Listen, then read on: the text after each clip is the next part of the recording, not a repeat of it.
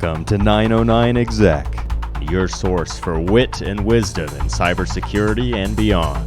On this podcast, your host, Veteran Chief Security Officer and cyber aficionado Den Jones, taps his vast network to bring you guests, stories, opinions, predictions, and analysis you won't get anywhere else.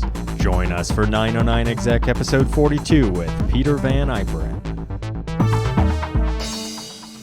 Hey everybody, welcome to another episode of 909 Exec, your podcast and go-to for all things executives in tech as we navigate our journey.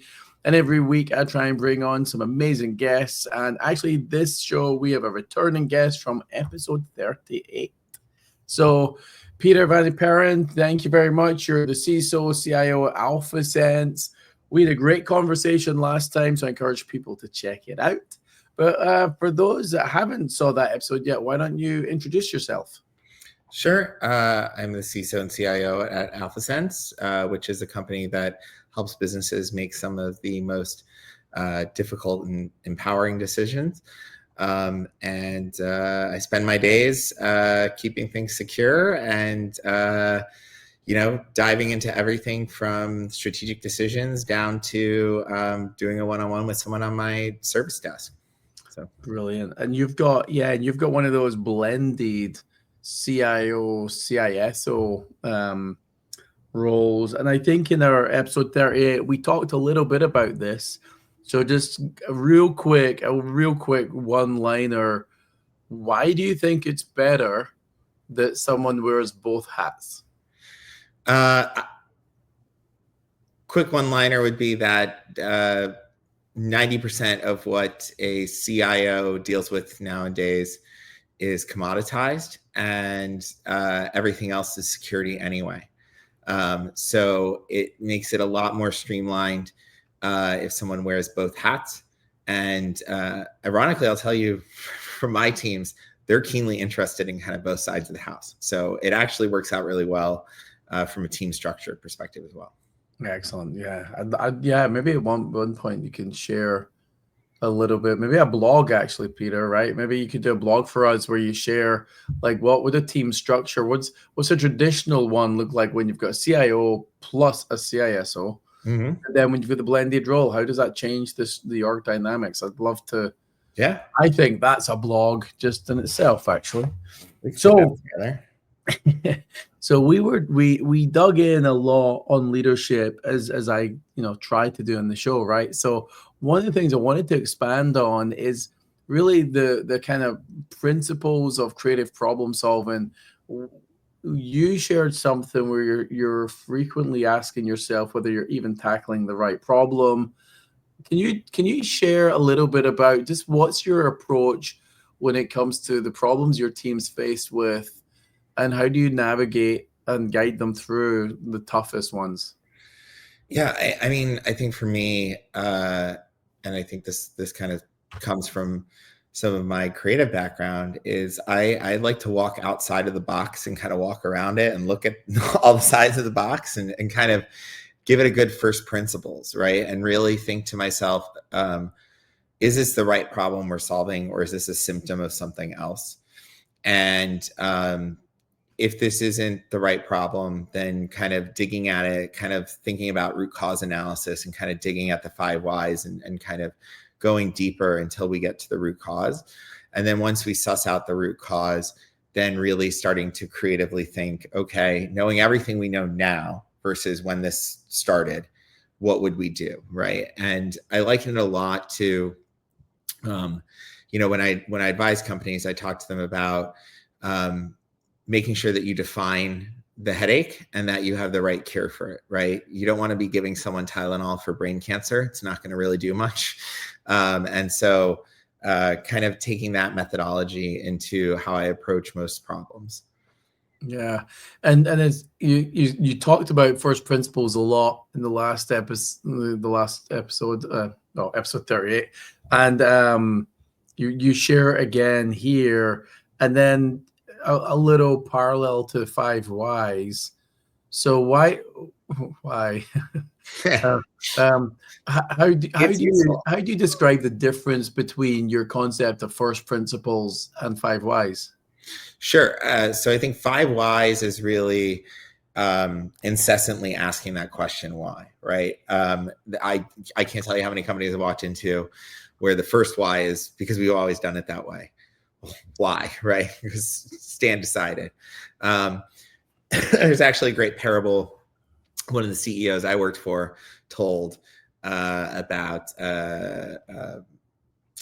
cooking pot roast.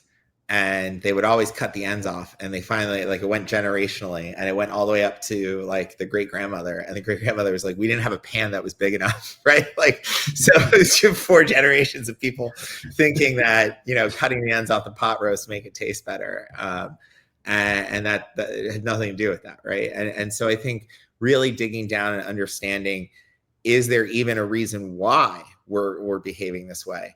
And often we find like there isn't necessarily one. And then I think the other side of it is the first principles, which I liken to kind of the Rube Goldberg process, right? Which is, if you're familiar with Rube Goldberg, he built all these crazy machines that would do something very simple, but in a very complex way. And often when we look at automating, updating, now using AI, the first instinct is to do exactly what we're doing, but try to do it faster or quote unquote better. And if you're going to take the time to re-engineer something or to solve a problem, you should really figure out if, knowing everything you knew today, you would still go about solving that problem that way. And so if you combine those two things, right, and you get down to like, there was really no good reason, Steve just decided it one day. And then you know everything you know about Steve's solution that doesn't work now, you probably want to go and dig down and actually look at the problem and the process you're trying to solve and come up with something truly original to solve that. And maybe 5 years from now, it's Peter's solution, and someone's going, I don't know, Peter just said that that way, yeah, right? Fine. But at least it has a shot of a different level of success.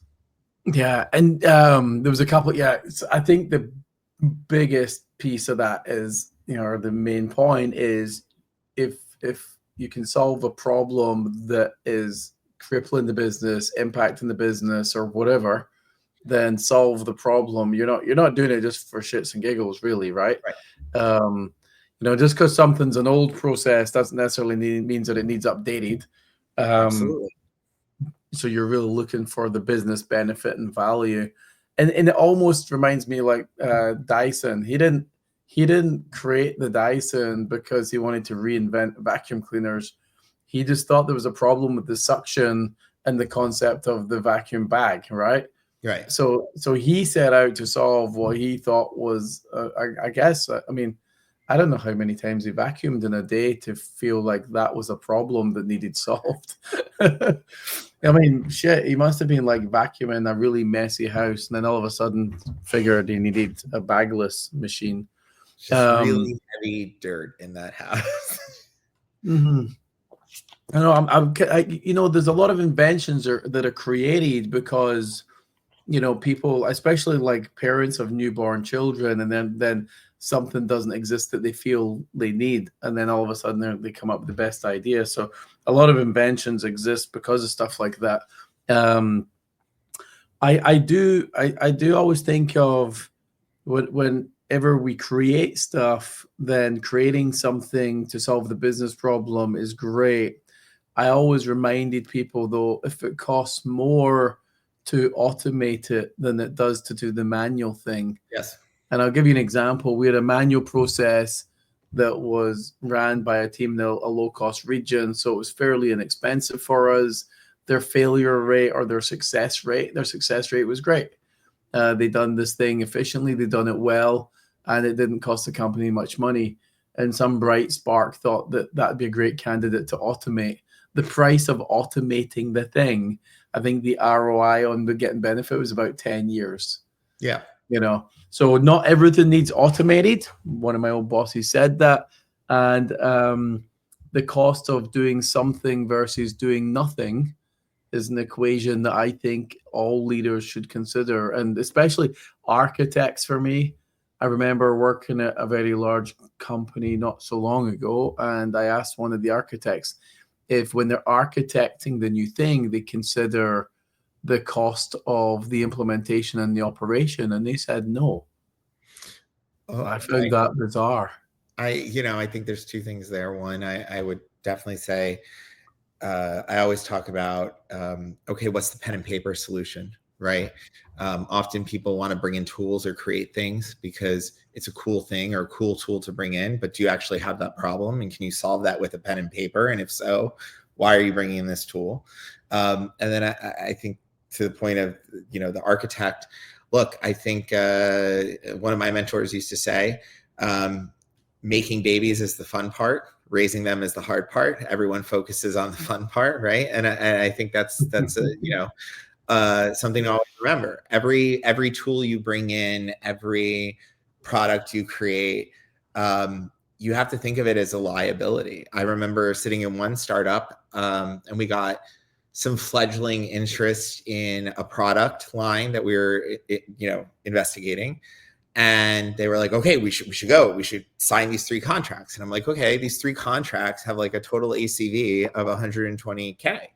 And this product costs like $450,000 a year to operate. And if we don't get any other ACV, like this is we've just taken on a liability. And then you want to sign multi-year deals with these people. You could be signing us up to lose $1 million as a company. This is not good business, right? Yeah.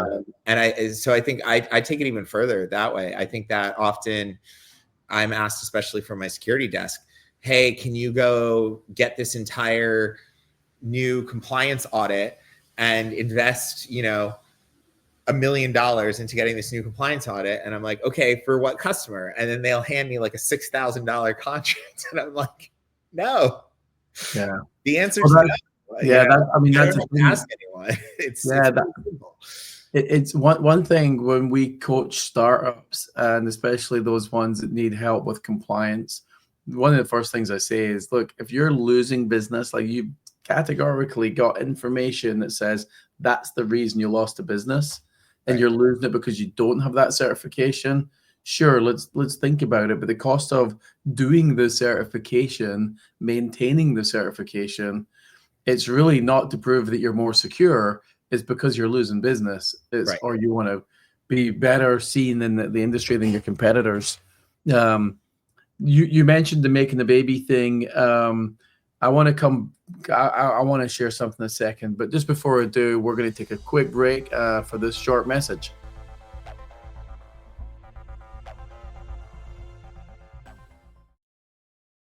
Hey folks, just want to take a minute to say thanks for listening to the show, watching the show, or however you engage with us. If you're liking the conversations, if you think we're adding some value, we'd love you to like, subscribe, and share the show with your friends. If you know of anyone else that would benefit, ideally for us, that will help us be able to grow the show, invest more in the quality, get some more exciting guests, and keep bringing you some executive goodness. Thanks, everybody. Take it easy and enjoy the rest of the discussion.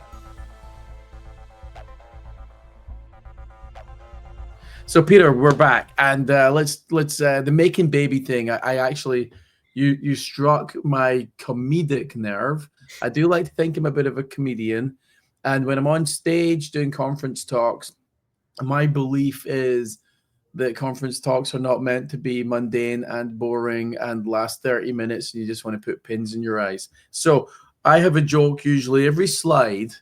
There's usually a joke that goes along with it, and one of the ones I use is I never get involved in projects where the project takes longer than it does to make a baby. And then I say, but the not the elephant types, the human ones. Yeah. And then I have elaborated on that because what my team reminded me of is the making part is pretty short. It's the growing part and birthing bit that takes the longest in that chain. And I'm like, yes, 9 months. So for me, the reason behind that is because of financial reasons. When you're going through your budget cycle, if you have not delivered some business value on whatever the endeavor is within 3 to 6 months, then you're coming up against budget renewals. Mm-hmm. And when you're trying to look for more budget for whatever that whiz bang thing was, or even your next whiz bang thing, you need to have demonstrated that you can deliver the shit you said before. So if you make your projects 6 months, less than 9 months, about 6 months, or 3 or 6 month sprints for business value, then you've got the credibility to go back and ask for more money.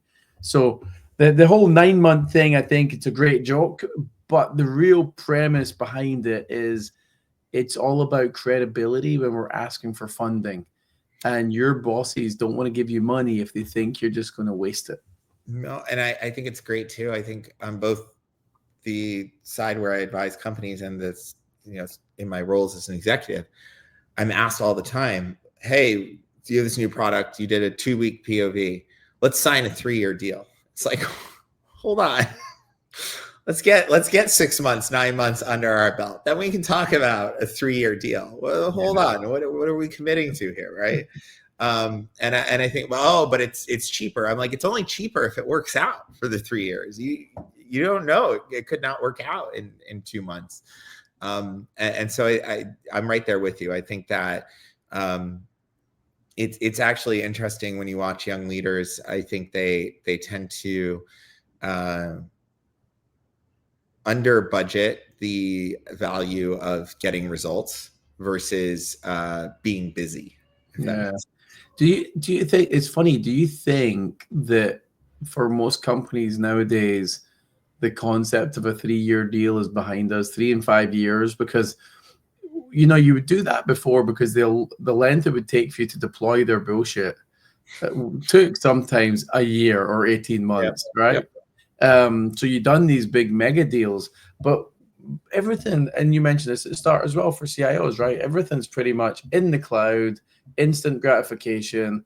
A lot of the integrations actually are better now and they kind of work. So the getting up and running piece for a lot of tech these days is like 2 to 4 weeks. Yeah. So the thought of it being, let's just do 1-year deals and see how the thing plays out. Is that more attractive, you think? I think so. I think there's some kind of large critical spaces where the market's mainly commodities at this point. And I think that people moving to disrupt those places, we're kind of in the off cycle. And so I think there's some savings to be had there if you commit to 2 or 3 years.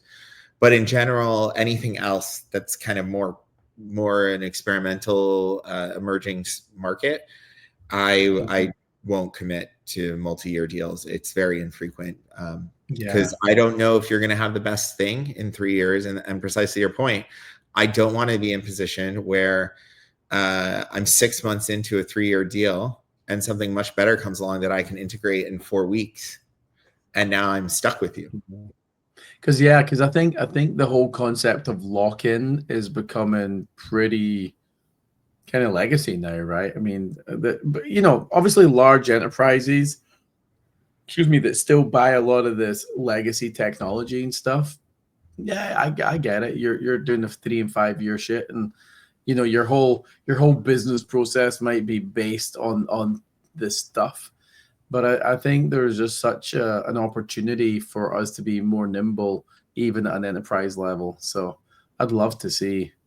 Yeah, I'd love to see enterprises move faster. And what is interesting is, years ago we're talking about Okta being, as an example, right? Okta being this new shiny cloud native, blah blah blah, replace the legacy, get rid of all the old stuff. And now I'm starting to see young upstarts coming out in the market, and they're like, we're going to replace your legacy Okta. It's like, holy shit. So I guess 15 years later, Okta is now the legacy, or some startups would like to talk about it like that. I mean, I don't know if it necessarily is true. I still think they do a kick-ass job, but I think there's a lot of room in the identity auth market, the cloud auth market, for more players, because Okta seems to be, or Azure, the only, or Entra ID, the only one. Yeah, I think that's one of those spaces that to your point, it's been kind of off cycle for a few years, and I think now it's emerging. And I think that's where like the tech, I think, needs to change, right? Yeah. I think it comes to like what really changes with the tech and whether or not something new is out there or not that can change it. I think AI is an interesting space. I think AI is changing many of the spaces that we're in. But I think that some of the spaces outside of kind of what we traditionally think of as places where humans need to be in the loop, that we've already kind of settled on tech, I think are kind of those spots where for the next couple of years, I would think about making a longer term commitment, if that makes sense. Yeah. I'm going to ask you one AI question because I think I'd be dumb not to. What excites you most about emerging AI technologies? The fact that we can actually, for the first time, see everything. I think we've done a really interesting job in the security world of providing a whole lot of technology that has provided a whole lot of noise and not a whole lot of signal. And that has made a massive big data problem for us as security teams. And I think that we're now at a point where we can use AI to filter through the noise that we've asked for when we said we don't have enough data, and now everyone's given us all the data that exists in the world. And I think we can now see everything and have AI look at everything and actually point out the signal to us. And broadly, I think that's what's going to be very category changing across many of the tools that we have the opportunity to use. Yeah, you know, there's a lot of excitement and some fear about AI. I think how our data is managed on AI platforms, I still think there's a level of scrutiny required there. And what companies just pump into these AI platforms without even thinking about it. You know, there's people that will throw a lot of information in there, which I would say is probably dangerous if it gets when that company gets compromised. I mean, we have to assume one of these big AI companies, their database will be like backdoored at some point. And I look forward to seeing that in the news just for shits and giggles. Right now, so when you're not working, so you and I think you and I we're starting to jump into a whole conversation about when we're not working, what do we do for fun? So let's jump into the Peter. You know, you've shut that laptop down. You're now starting to do something for fun. What's your go-to? I mean, for me, it's a combination of kids, outdoor time, and probably music or something creative. I think those are probably the three things I lack the most in having the laptop open, right? And so on balance, I think being able to spend time with the kids and kind of just being in the world of a 6 and 8 year old for some period of time, and then some sort of creative outlet, and then I like being outside. I also am a swimmer. I like being in the pool. I like kind of just the quiet and like there's nothing else to focus on. And I think that's the same too with a lot of the creative, right? I think more than anything, the difference between myself and I know we talked a little bit about kind of rising up into leadership. I think one of the differences that people understand about being a leader versus being an independent contributor is, as an independent contributor, you get a lot of flow time. You get a lot of time to kind of just live in your zone of genius, whatever that might be, whether it's thinking about a marketing problem, it's developing, it's figuring out and writing a security document or something like that. As a leader, you spend most of your day in kind of like a hyper context switch mode, just catching different people's problems and trying to quickly point and facilitate in the right directions. And so I think having that kind of flow is something that's really important in off time. Yeah. And yeah, I think in my height of leadership, I mean, I don't consider what I'm doing now really leadership because it's a nice small little business that we're building. But when you had 300 people in my team and 60 million a year budget, in the height of leadership, we're probably about 12, 14 meetings a day. Yep. And there's all these little 30-minute, and and they're all different topics. So for me, it was like that context switching was just, I mean, I enjoyed it. What I don't enjoy is people's bullshit. So when you say 6 and 8 year old, I'm like, wait a minute, people at my work behaved like that too. So see, but that gives it an appropriate lens, right? Now, sorry, I was going to say creativity, right? So as a creative professional, how do you think that benefits your professional life? I mean, because you and I both love music, play music. So in that sense, how do you feel that benefits your professional life? I think it's the ability to creativity and problem solving are very parallel skills. And I think the ability to take music, hear a couple of notes, and think through different ways to complete the sequence of notes that you heard and how that would mechanically work. And there's a number of things that kind of unconsciously go on in your brain when you're trained that way. Mm-hmm. And I think that's not dissimilar to what we do when we problem solve. I also think it's really creepy for those out there who know a little bit more about how attention and AI and LLMs actually work that we all interact with. It's a little creepy if you think about the parallels between that kind of human auto completion that exists within creativity based on our experiences and what we've seen, the way that we problem solve as humans, and what we do with pattern matching in AI to autocomplete something, right? There's this like broad parallel there that's kind of interesting. And I think that creativity produces the best results. And I actually think that it's very interesting. Now there's a lot of complaint about hallucinations. Being someone who's been in big data and machine learning for the better part of a decade now, in one way or another, the earlier complaints prior to kind of the attention solves and some of the other breakthroughs that happened in large language models was that AI was essentially not creative enough, right? Like that the solutions it would bring were too predictable and too matchy. And now, and I think that's a key unlock to AI. It's also a key unlock to leadership. It's a key unlock to creativity, right?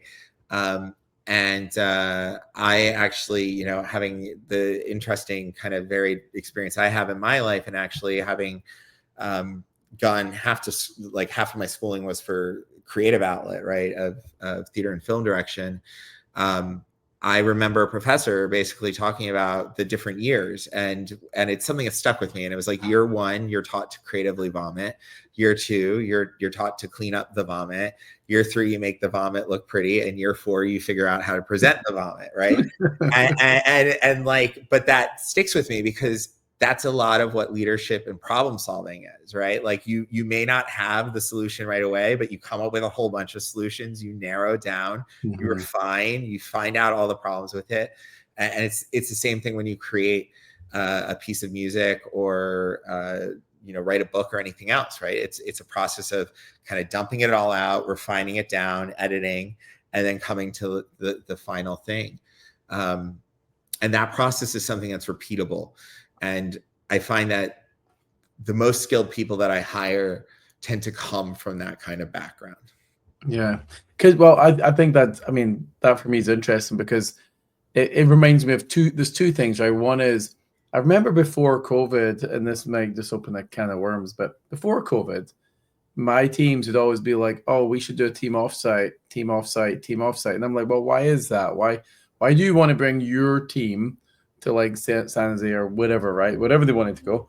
And the answer you got back then was because, when we're all in the room together, our creativity, our whiteboarding, our problem solving, our strategizing is all much better. And then you got COVID and we all went home and shit. And companies slashed their travel budget because they recognized they could save some money there. And then what happens is then you get these certain leaders that I know and won't name. They're like, oh, love this working from home. I don't need to be in the office, and this is much better. And I'm like, well, wait a minute. Before COVID, it wasn't much better.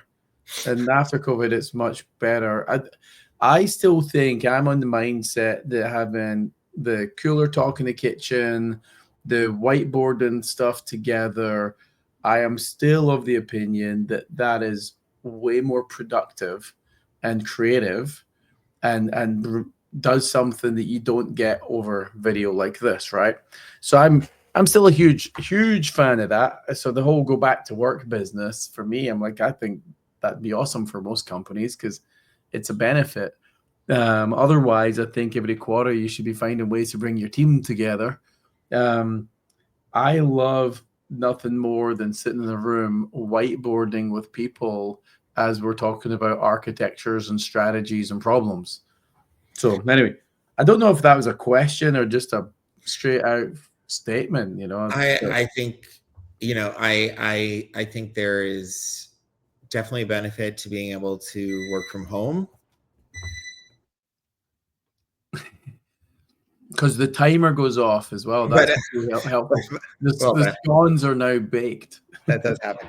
But I do think it's also a benefit to your point. I think there is something about creativity that flows. It's kind of like jamming with a band, right? Yep. When you're in a room together, there is a natural kinetic energy that occurs. I think what happens most often with these kind of return to work mandates is that there is no structure around them, right? Mm-hmm. No one is saying like, okay, we're all going to come in on this day and this is like brainstorming day, or this is the day to like spend time with your team and like do one-on-ones or things like that benefit from FaceTime. And so I think like it's a balance, right? I think to your point, like, yes, everyone whiteboarding together, benefit.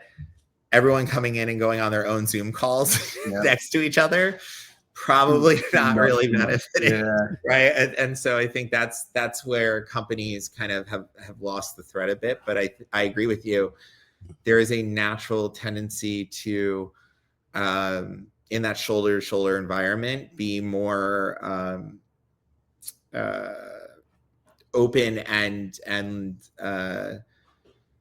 less structured in how you're collaborating, which creates some pretty interesting things. Yeah, no, I think you're right. There's also there also needs to be more tolerance for and thought given to just doing phone calls over the phone, so I can walk the trail while I can be on the phone at the same time. I mean, I think it's almost a case of companies should think about all this stuff start to finish. I know you and I, we both are. We're always passionate about burnout and, you know, making sure people thrive and you're not just, you know, treading water and trying not to drown and stuff. And I think it's upon companies to get a little creative and say, hey, how do we do things now? Because after COVID or during COVID, most people said, screw this, I don't live to work. Right. Well, I don't really work to live, but I need to enjoy my life too. So there's a blend. I think it's interesting. I think there's a handful of reasons why people have, for instance, like camera on policies and things like that. And I understand it, but a lot of the time to me, I'm kind of like, if people don't want to instinctively turn on their camera, there's probably a cultural issue, or that person really wasn't able to attend that meeting, but didn't feel like they had a choice, or that person is so much work, they feel like they have to go and try to answer Slack messages while they're in that meeting or right. And so I think precisely to your point, I think companies need to start kind of listening and facilitating and helping to figure out what reduces burnout and creates the most positive work. Because I think, you know, having been a leader, you and I have definitely had days where we sit in meetings the whole day, right? And I would probably reckon to say that some of those meetings are probably pretty beneficial, but some of those meetings probably could have been an email or didn't need to exist, right? And many of them. Yes, and I think that there is this kind of autopilot people go on at work instead of figuring out or digging in or making the hard decisions. I think that often people just kind of throw it at meetings. And there's a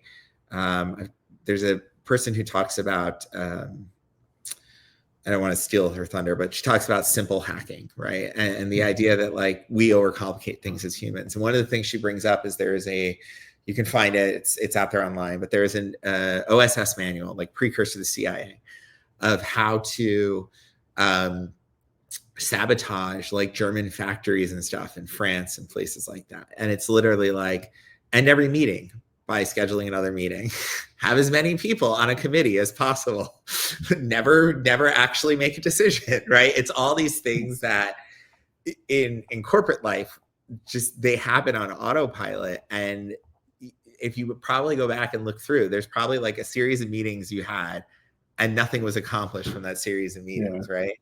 And yet you can't go walk the trail on that meeting. You can't be outside. You're taking time potentially away from your kids or other outlets or work that you need to do. And I think that it will be interesting to see how AI affects this, but I think that we are still figuring out what is the modern definition of work, right? We're locked into a definition of work that was created over 100 years ago. And I think we need to really figure out what that modern definition means. And I think that once we kind of settle into that, I think you'll see a lot of burnout fall away. Yeah. And by the way, kudos to the Dutch, because I think they just implemented legally a 4-day working week with no work on Friday for the same pay. And I've done this for about 15 years. I've done no meeting Friday for my orgs. And it's really crazy. I was talking to somebody earlier just about how hard it is to implement something like that. Now, it's not that we wouldn't do meetings, if your customers or whatever called and you jump and do it, but no standing meetings. You'd block the time. You'd block your time out so people couldn't book you for meetings on a Friday. And at Adobe, it was many, many, many, many years of kind of like reiterating this to my team. And then at Cisco, it really never took off in the year and a half I was there, because that's how long it takes to change people's behavior. And then the other one was like, you have my permission as the executive of the org, you have my permission to not turn up to a meeting if there's no agenda. If you don't understand why you've been invited to the reason, or it's not clear your purpose for being there, you have my permission to not go. You also have my permission to email the organizer and say, I expect these things in order to turn up, otherwise I won't. And people were even uncomfortable with that because that was a bit alien. But for me, I mean, it's like, look, this is our time is limited, and I don't want my team working a 60-hour week. That was the other thing, is I started to get on top of people for working too many hours. I'm like, if you're working a 60-hour week, you've created an expectation to our org that says this is what you get output wise for this number of people. And if one person left, so let's say somebody's working a 6-hour week just because they love doing it, no idea why, but if they leave and I backfill with somebody else, there's no guarantee that person wants to work a 60-hour week, nor should they. So we have created a problem, especially if you've got 2 or 3 of those people in your org, which we did. So yeah, I know we're up in time, Peter. On the music front, I think you and I, we both play music by ear. What instruments do you play? Why don't you share with the audience a little bit about your musical journey? Sure. A guitarist, bass guitar, piano, clarinet, dabble in some trumpet and saxophone. I at a certain point, I just kind of started buying instruments, right? At a certain point, you just kind of like, it's just kind of, it's music, right? And so you engage in it. And I think that is also part of the journey of being creative and being a musician. I obviously write in a lot of coding languages. I think that at a certain point, you start to see the kind of system as opposed to individual pieces of it, right? And or as one of my music teachers would say, at a certain point, you'll stop hearing your instrument and you'll hear the orchestra. And you'll know exactly, like, you don't have to count your, like you should, but you don't have to count a rest anymore because you know when you come in, right? And it's the same kind of, I think, mentality as a leader, especially in tech. At a certain point, you kind of start to see the system and the architecture of the system as opposed to individual components. And I think that's really when it locks in. That is a brilliant point to end on. Peter, I thank you very much for being a repeat offender on the show. Your knowledge is excellent, and it's great chatting with you as always. Love to have you back again sometime soon, maybe in 6 months. We'll check out what you're up to. And everybody, thank you very much. Pieter Vaniperen and AlphaSense, CIO, CISO, and probably everything else in between. So, Peter, thanks, man. Appreciate it. Thanks, Ted. Thanks for listening to 909 Exec. Subscribe wherever you get your podcasts and don't miss an episode of your source for wit and wisdom in cybersecurity and beyond.